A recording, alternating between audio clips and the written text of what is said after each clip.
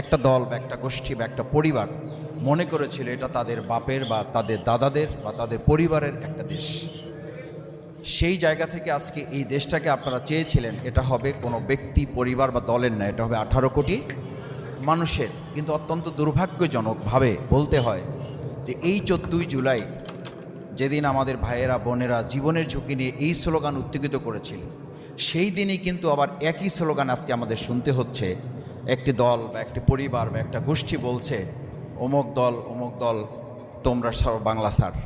আমরা পরিষ্কার বলি 2024-এর জুলাই আগস্টের এই আহত পঙ্গুত্ব বরণকারী ভাই বোনেরা যারা আছেন তারা আজকে বলতে চায় আমরা ওই স্লোগানের চেতনাকে ধারণ করতে চাই, এবং ওই চেতনার স্লোগানই হচ্ছে এই বাংলাদেশের জনগণের স্লোগান, যেটা তারা সেদিন বলেছিল কথায় কথায় বাংলা স্যার, বাংলা তোমার বাপদাদার না।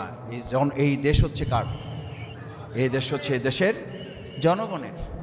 সুতরাং যারা আজকে এই কথা বলেন এটা বোধহয় এই জুলাই যোদ্ধাদের প্রতি সম্মান দেখানো হয় না, তাদেরকে অপমানিত করা হয়। তাদের সাথে রীতিমতো তাদের প্রতি অপমান এবং লাঞ্ছনা করা হয়।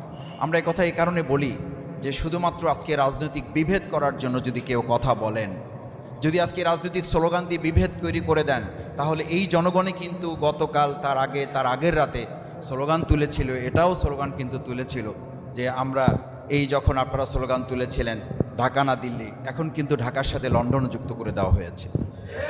সুতরাং এই যুক্ত করার রাজনীতি এই দেশের জনগণ আর খুব বেশি পছন্দ করবে না। এটা যখন আপনি বাড়াবেন তখন এটা আরও বেড়ে যাবে। এটার কবর রচনা করার জন্যই তো 2024-এর জুলাই আগস্টের 5ই আগস্ট হয়েছিল।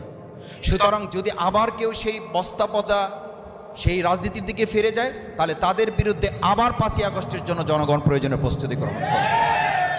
কারণ ওই পিছনের রাজনীতিতে দেশের মানুষ আর ফিরে যেতে চায় না। আমি আপনাদের কাছে একটা কথা বলি, আপনারা বিবেচনার জন্য আপনাদের বিবেকের কাছে রাখি।